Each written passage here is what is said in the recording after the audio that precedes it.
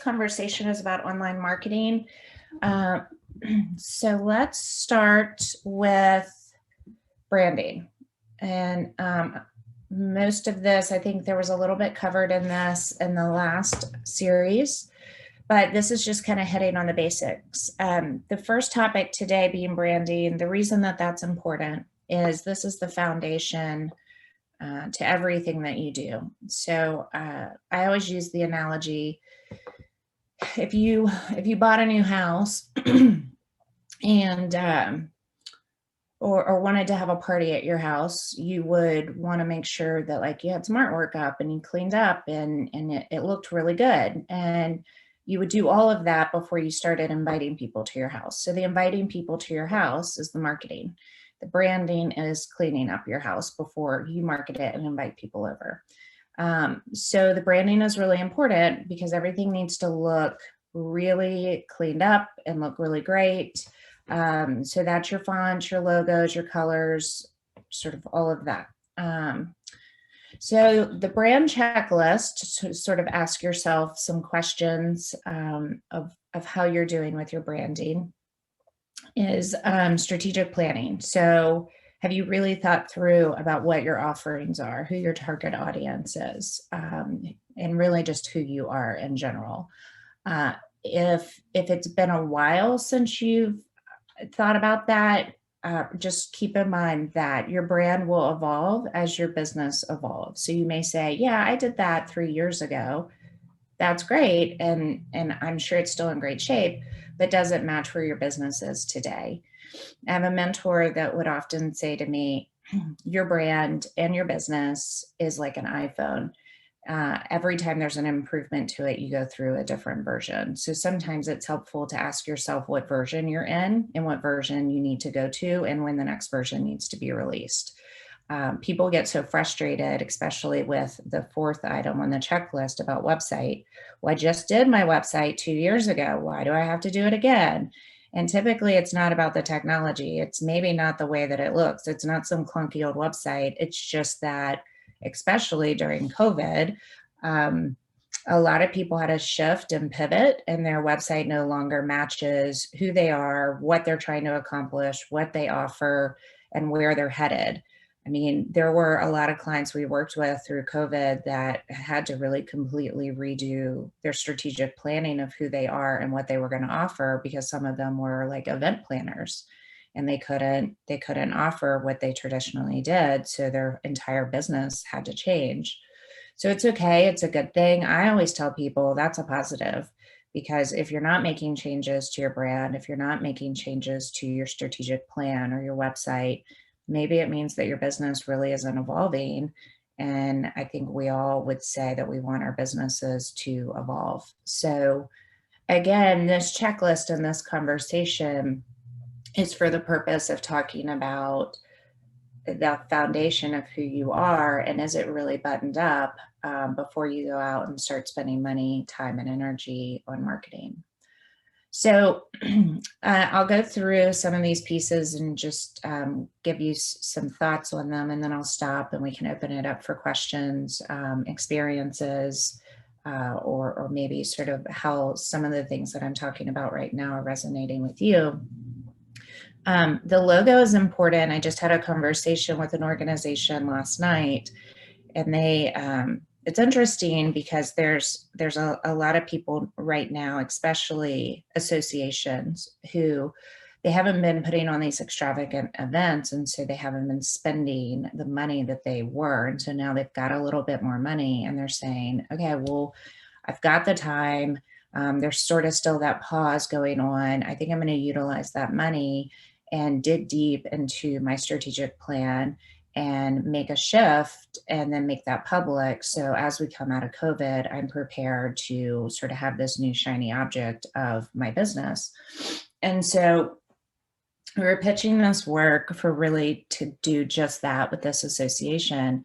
And they said, we just want to make sure that you include the logo project because that's important to us, I think. And they said, what do you think? And I said, well, It actually is. So I said, you don't need to make dramatic changes to your logo. It doesn't need to be a 180. But if you are shifting, if you are offering new things, if you are approaching a new target audience, if there's something new about where you're headed and there's a new chapter, then having some type of shift in your logo or a slight change in your logo is a visual representation that your brand has evolved. And then you get an opportunity to say why and to tell that story of why your logo has changed because the organization or the business has changed.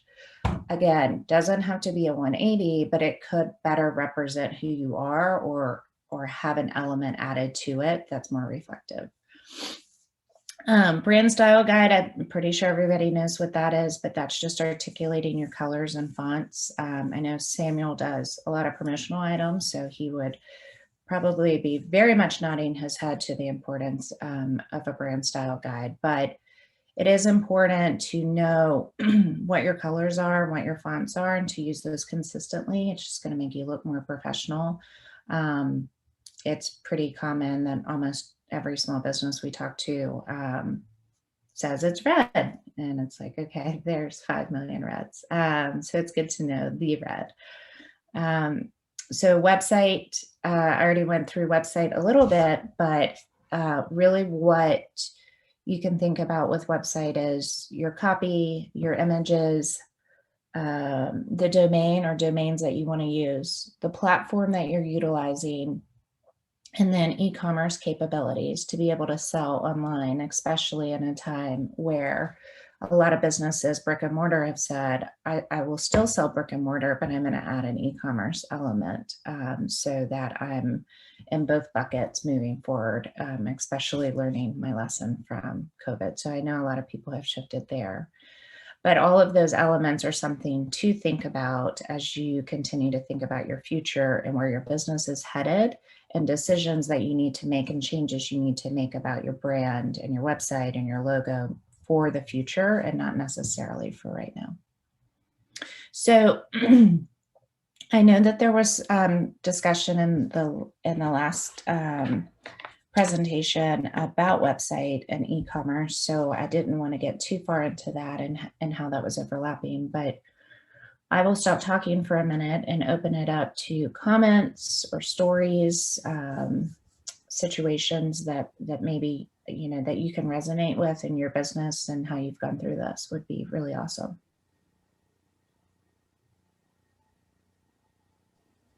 Natalie, I have a question. So like when we look at logo and things like that, a lot of people will either like try to do something themselves or pop on Fiverr and try to like go the cheap route. I'm curious what your thoughts are on like, where's that ROI curve where you're like, you could be like Steve Jobs and spend $100,000 on the next logo only to have the company fail, or you could spend $5 and have like this unmemorable, just like Helvetica, like type of logo. Like, what are your thoughts on like, where do you need to fall on that spectrum? Well, I do. Well, so thanks for the question. I think I have a couple answers. I do think it's important. I don't think it needs to be overcomplicated. But I do think it's important to tie into your strategic plan and who you are. And so there's that representation visually of your logo and how that synchronizes with who you are. And does that make sense? And so a lot of people don't put a ton of time and effort into that and they just sort of wing it. But again, I think it's sort of the iPhone versions. When I started my business, I was in a position where I had to start my company like that weekend. And I sat on my couch and made my own logo and my own business card and bought a domain and opened a checking account. And there I was. And it was probably a year later, I hired a really amazing graphic designer and said like, well, do you have any thoughts about the branding at CMG? And she's like, your logo is terrible. And I was like, oh, okay, well, thanks. I mean, I just did it in like Word on my couch or something. And she's like, I mean, it's okay, but it could definitely like use some help. And so it was a year later, but that was my version 2. But I didn't, at the time, I didn't have money. I mean, I had no money. I was starting, with zero capital, and I just had to wing it. And I think a lot of people do have to wing it. And if that's what they have to do, that's what they have to do. But they will eventually make enough money and get enough clients or customers and revenue of their own to get to the point where they can say, okay, now let's take this more seriously. And I don't think that there's anything wrong with that. I think people just do what they have to do. Looks like Caroline's got a question for you, Natalie. Go ahead, Caroline. You're on mute, Caroline. We can't hear you, Caroline. Oh, Hey. there you go. There we go. I'm clicking, it's not cooperating.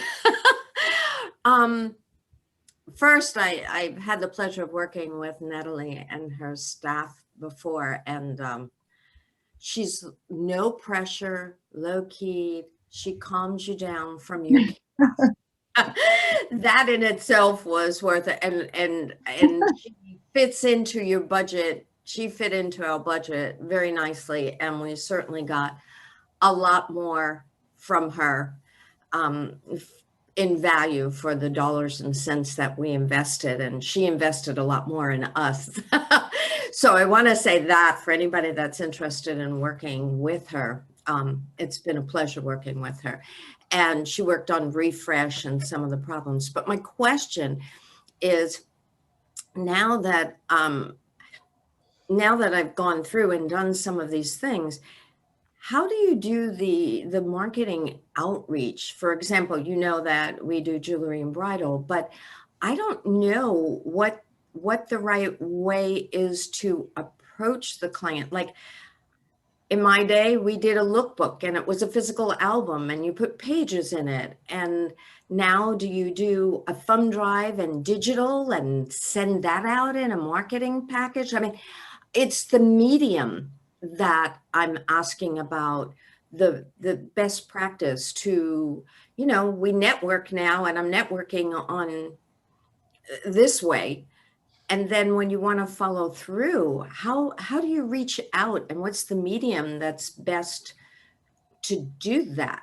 Do I send print matter out? Do I do book? I mean, and working with Natalie and working at We Think in Ink has been incredible for anything that I've done in Ashland, but Well, that's I a perfect question. new way of networking anymore, Right. Yeah. So that's a perfect question as we roll into probably Natalie's next slide. Yeah.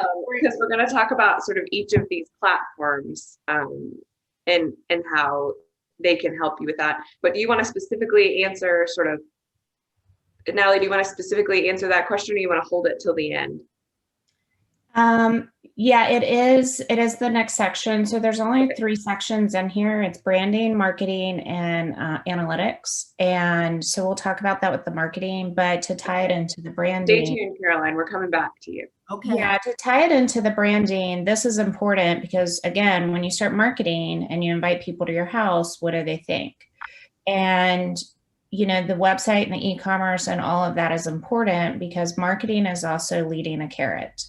Business development is leading a carrot. And when you put the carrot out there and people follow the carrot, they're going to follow it to your website or your e-commerce or your brick and mortar store, which then is your brand. And these days, with it being online, if people are coming to your website, your logo is important and the website's important because they'll get an initial sense of just your company and your products if it's a hot mess.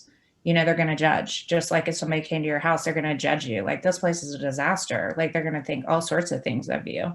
So that's why this piece is so important, to make sure it's really buttoned up and you're showcasing your best before you start leading the carrot there. Thank you. Yep. So in particular with a lookbook, I would imagine you would go ahead and have that be a section on your site. Is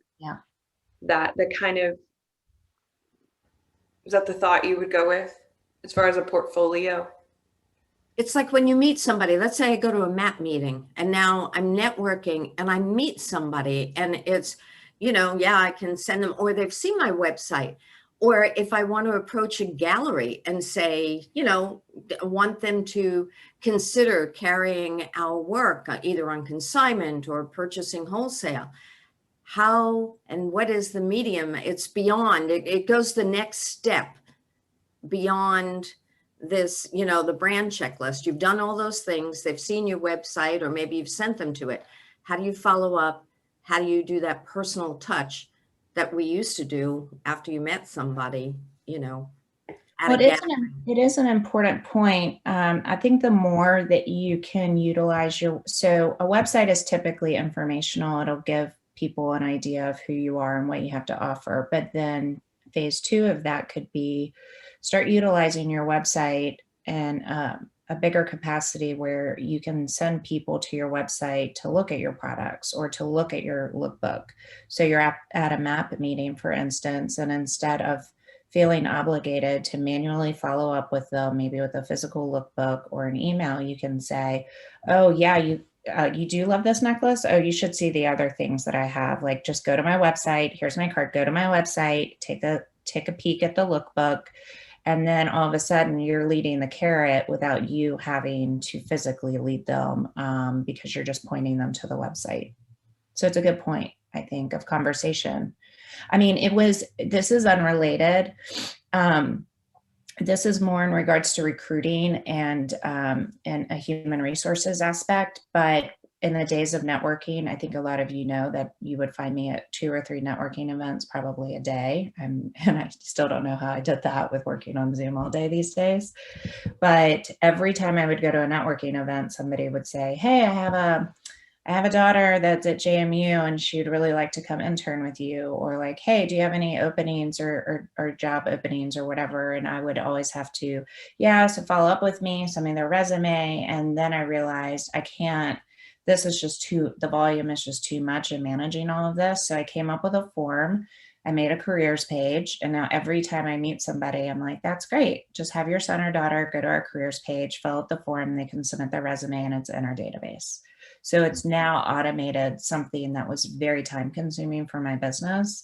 But who's to say that there's not many aspects of that in your own business to automate and run your business?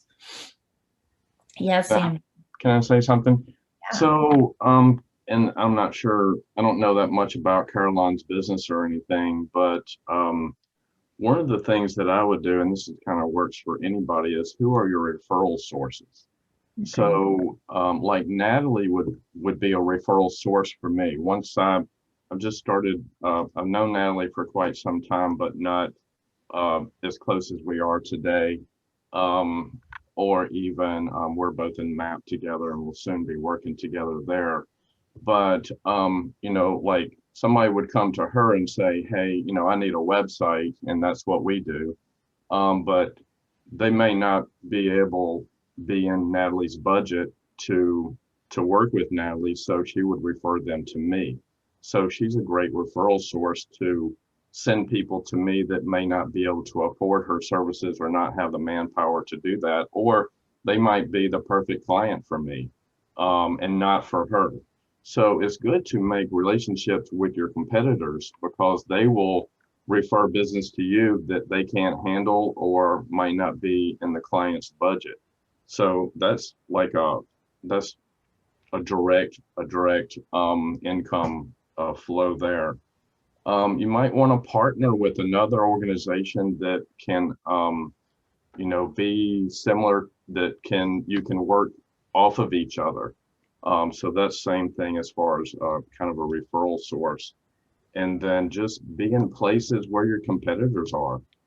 I'm right here, and here's Natalie. And so I'm able to have a little bit of input, you know, kind of piggyback on what she's doing. So those are just my 3 things there. Yeah, well, Samuel, I wish I could just talk about business development for an hour. It's a valid topic, and our clients know that I bring it up all the time. You know, there's, and I'll skip to the marketing piece here in just a second. It's very interesting to piggyback off of that. I oftentimes talk to clients and say, okay, so there's 2 buckets. So you've got your clients, your past clients, your strategic partners, your referral sources, just people that you're connected with, business, personal. You've got like your people, like, which is, you know, hundreds of people, if not thousands, for many people. So that's one bucket. That's the low hanging fruit, as I would call it. And then you've got another bucket, which is everybody else in the world that doesn't know your company, your brand, you, your products, your offerings, whatever. So would you say that you'd put your marketing efforts and business development efforts into the first bucket first or the second one? Because the reality is with the first bucket that there's probably a lot of people that you haven't talked to in a while, that you haven't touched base with, that you haven't fully connected with. And it's different for every business, obviously. But until you've really maximized the opportunity with the first bucket, you know, why skip that and the low hanging fruit to go out to a bunch of strangers that don't know you? And everybody I say this to really cannot disagree. We're working with a law firm right now, and we mentioned that. And pretty much our entire marketing plan for 2021 is just to maximize all the opportunities that are the low hanging fruit before doing anything else. And we all know that once you get into marketing to the general public of people that don't know you, that really starts to include advertising, and it's just a longer, harder road. So it's a great point. Thank you for bringing that up. Okay, so the meat of it, the marketing. So again, the marketing is where you're telling people about what you have to offer and who you are, and many a times leading them either to your brick and mortar or your website. So marketing is funny. So obviously I get a lot of calls on a daily basis about small businesses and nonprofits. 9 times out of 10 or 10 times out of 10, nobody knows what they should be doing. They don't know where to start. They're very overwhelmed. They have no clue. They just help. Like, I'm feeling guilty about not doing anything, and I am putting it off because I really just don't know what to do. And that's most of the time where we really come in to support people is, all right, well, let's hunker down and let's figure this out and figure out what the priorities are. It is interesting because I would say a small fraction of those people, when they call, say, well, you know, I just want more leads. I just want more sales. I want revenue to grow. And I'm like, I know, me too. And if I had the magic wand to do that and I could sell that to you, I would definitely be a billionaire. But unfortunately, it doesn't work that way. And there's a lot of pieces to marketing, and there's a lot of choices, and we all only have so much money. So it's really important to be smart about where you're spending your money, and also your time, because time is money as well.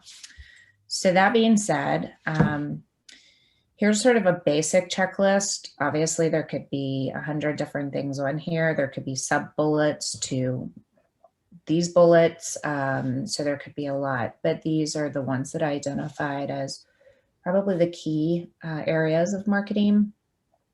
So I'll go through it really quickly. Strategic planning. So during COVID, we shifted our marketing strategy and our marketing plan probably at least every 3 months. You guys can remember when it first happened, it was like, okay, networking's out. Let's do Zooms. And then, oh, the world will come back together by summer, so we'll then go back to networking. Oh, well, that didn't happen, and everybody Zoomed out. Right. I think certainly there's so many bricks and mortar owners on here, and so they will have been through that on hyper speed even. Yeah. Where, you know, what the public that we could have in our businesses had changed so quickly over the last year. Yeah. So in regards to strategic planning, you know, I think everybody can feel the pain of having to shift their marketing plan and what they're going to do to survive and thrive over the last year. And things are definitely looking better, but for the most part, no one feels like they can really put a marketing plan together from now until the end of the year, or maybe a 3-year plan. So I think my only advice on this one is don't worry about planning out some long-term plan. Still keep doing the 1 or 3 month if depending on how you think things are going to play out. So that's just more or less, it doesn't have to be some 10-page document, which seems very daunting and overwhelming, especially as an entrepreneur in small business where you only have so much time to work on your business anyway, because we're typically working in our business. So just make it simple, make it a 1-pager, make it what should I be focused on this month and keep myself accountable, or ask somebody else to keep me accountable, and what should I be doing like for 3 months. Again, it could just be a couple bullet points. Don't overthink it. With social media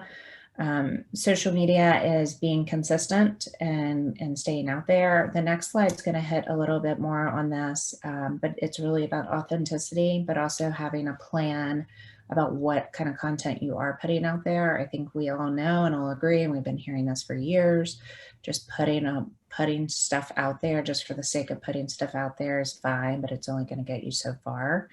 But being consistent with getting good content out there that's relevant about your business. Email is still important. Going back to social media, the hiccup for a lot of people is increasing their followers. With email marketing, the hiccup is increasing their email contacts. Some people want to do an email newsletter, but they've got 20 people on their email list. So typically there's a concerted effort to both of those to get the audience that you need. SEO is a very complex topic that everybody's got a different definition for. So just high level, SEO is search engine optimization. It's how to raise your profile on a Google search, profile or your brand. So that could be your website, your Facebook page, but how do you get ranked up there at the top? That could be, for some people, just Googling your business and it's not even showing up. So that would be effort number one. And then the second one is people say, well, I'm a restaurant and, I serve burgers and I want people to search burgers, Ashland, Virginia, and I want to come to the top. So there's 2 pieces to know about that. So SEO can get very expensive. It can be one of the most expensive areas of marketing. So that's more pay-per-click and Google AdWords. There's also what's called organic SEO. Organic SEO is 3 things. It's having a website, and maximizing your website and using some of the right keywords. And there's many pieces to that. It's utilizing online directories, such as for restaurants, it could be the Yelps and all the other online directories that are out there, but the Google My Business, for instance, and then utilizing social media. So if you really logically think about SEO and organic SEO, if you think about all the content and imagery you put into social media, if you think about all the online directories, which there really are over 100 online directories out there in the website universe, if you think about every single one of them having your address, your phone number, your website, your logo, and then thinking about all the content that you're putting into your website and into the universe of a website, into the website universe, you can see the volume of content that's constantly going into the internet for your brand, and how that will organically help increase your ranking for SEO just in and of itself. So typically, just ballpark, people can spend around $500 a month on Google AdWords, which basically means if you want somebody to search burgers, Ashland, Virginia, and you want to have that ad at the top of the Google search, then you can pay for that. And you pay for the words per the click, and depending on the combination of words, they have a different price tag. If you were to Google shoes, for instance, into the Google universe, because that's such a hot word, and let's say DSW wanted to come up, they may pay I'm just making this up, I really don't know, but they may pay $75 for you to click on that ad because of that word. So that's sort of the basic understanding of SEO. Real quick, I'll go through content, blogging, and influencers, and then open it up to questions. Content and blogging is kind of similar to what I said about SEO. Blogging is important. Blogging does not need to be, I need to sit down and write a white paper on the origin of a hamburger. It really can be utilized in a similar fashion to how you're utilizing social media. So if you do a client spotlight on somebody that came in and had the burger of the month or whatever, you can highlight John Smith and who he is and how much he loves it, sort of write a mini story on him, put that on your blog, and that's where it should reside. Maybe you have an event and you take a bunch of pictures at the event, put that on your blog. So now all of that content and those images are going into the internet and they're now connected with your domain. And Google also loves when you're updating your website on a regular basis. So adding content to your blog is an easy way to constantly add new content. Then what you can do, my suggestion always is take that blog content, take the URL link, maybe make a shorter link to it, and then take that and put it out on social media, which then drives traffic back to your website, which then they get to your website, they look around, hopefully they make a reservation or buy your product. Same with email marketing. So email should not have everything. So you guys probably get Richmond Business or any other news sort of newsletter. You will find that they have an image and they have a headline and you click on it. They're not giving you the whole story because they want you to click on it and they want you to go to their website, because then hopefully you go there and you're like, this content's so great, I should sign up for a subscription or I should do this. It's the whole thing. It's the carrot. It's the carrot leading you back. So then from a website standpoint, think about this. So if you give the carrot on social media or on your email, you take them to the blog to read the article. Maybe you have a pop-up window that says you get 10% off for today's order, or sign up for our email list or whatever. So it's again leading that carrot to get them to where you're trying to get them to buy your services or products. The last one is a very big topic, which could be a presentation in and of itself. It's just on influencers. So the easiest way to do this is to my point about the burger analogy, which I'm totally making this up, by the way. Let's say that you know that that the mayor is a huge fan of your burger shop. And he comes in every Monday to get a burger, and he would be an influencer to an extent, right? Because he's very well connected. Everybody knows him. He's spotlighted in the community. So why not say, would you be willing to allow us to feature you and how much you love our burgers and why? And most of the time people are so flattered that you want to spotlight them that they would say, yes. Now, real influencers, most of those people that live in California that like make a living off of being an influencer, those influencers typically expect to be paid thousands of dollars, which is like the celebrity influencers. And I swear celebrities get everything for free. And I've worked for companies. I worked for a bike company and celebrities would say, will you send me a bike and I'll put you on my Instagram post for my kid's new bike that you're going to give me because I have 2 million followers. And of course, everybody's like, yes, just take a bike. So that's the extreme of influencers, but there are some logical things that can be done. So real quick, the next slide hits on what works best, and which kind of just feeds right back into some of the things that I just previously mentioned, but I think that they're important. I don't need to go through these specifically, but I think for this slide. So let me, for the sake of time, let me just go through. I think I only have really one more slide that I can hit on really quick, which is analytics. So Google Analytics is really key. It's pretty simple. Actually, it's not simple for most people. They change it all the time. That I swear every time I go into it, I have to figure out how to maneuver into it because I think they constantly change it. There's some basic things that you need to know. So let's go, sorry, really Yep. quick. Let's go back. Google Analytics is a plugin that you get on your website? Yes. So the steps for Google Analytics, you would go to Google Analytics, you would set up an account for your website to activate it. It will give you a code. Then you take the code and you put it into your website. Depending on what platform it's on, there's a different place or a different code, or it's kind of complicated. That's step 2, to put it on your website. Then it's active. So then they're talking to each other. So then you really need to wait like 30 days for it to really get some good analytics. But yeah, so great question. So then you can put together, go back to Google Analytics, and you can put some automated reporting together. That's pretty simple. And you can even have that automatically sent to your email, like on the 1st of every month or every Monday.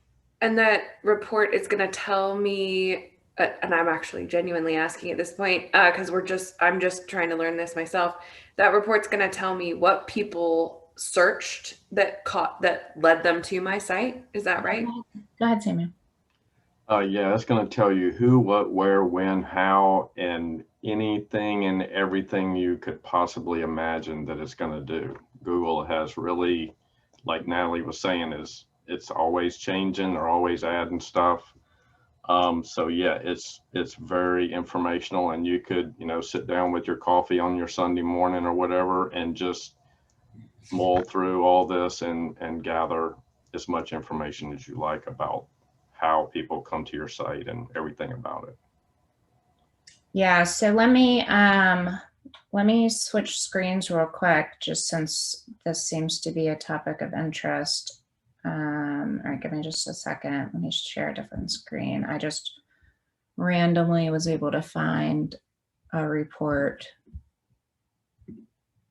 Okay, so there's 3 different key areas of reporting that you can pull up. So this is just in regards to your audience. So this specific report, you can see in the month of February, there were 628 users that came to the website.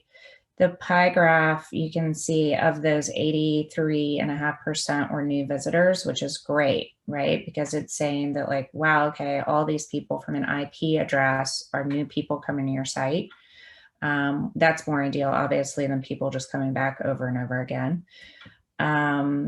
So number of sessions per user, how much time that they're spending on your website, and the bounce rate, or the bounce rate means how many people came to your site to the page that they landed on, and did they continue searching through your website, or did they go right back? The higher the number, the worse it is. You want people to stay and keep looking around, which again is part of that carrot analogy. Are you leading the carrot to send them to other places on your website? So here's what is the most interesting in my perspective, in just looking at this top chart. So even if you look at this on a weekly basis, you can say, okay, I would look at this and I would say to my team, especially those that are helping with our marketing and our social media and our email newsletter, all of that. And I would say, okay, can somebody tell me what the heck happened on the 16th? Because that was the biggest day. Like, what happened? It could be that, oh, well, Natalie presented at downtown Ashland and it drove a lot of traffic.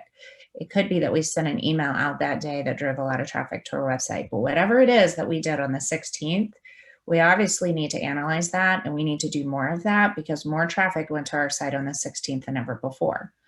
Then you could look on the 20th and say, what's up with the 20th and the 13th? Well, the 19th was my birthday and that was a Friday. So I can tell you right off the bat that the 20th and the 13th is a Saturday, which means that obviously nobody wants to think about marketing on a Saturday. And so nobody's coming to our website.